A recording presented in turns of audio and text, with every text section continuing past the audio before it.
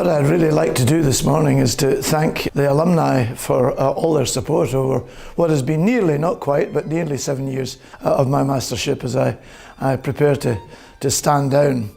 We've, I think, done quite a lot of things. The college, I'm happy to say, is financially stable. We've certainly reversed our decline in the Norrington Table, and we're firmly back in the top 10, and in fact doing even better than that if you look at the points scored rather than the position from year to year over the last 7 years.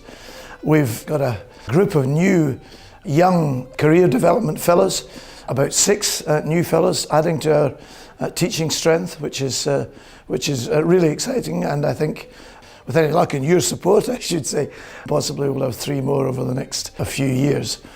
We have a permanent maintenance plan for the buildings, and I hope you've seen some of that as you walk around the college, the stonework that's been done over the last few years.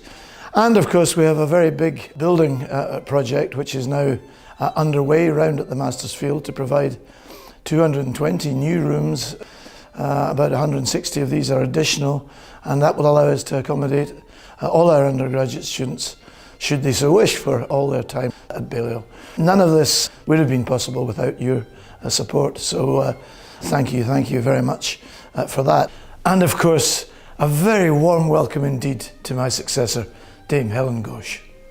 I'm saying farewell to the mastership, but that doesn't mean, of course, I'm saying farewell to Balliol, and I hope we'll meet many times in the college in the future.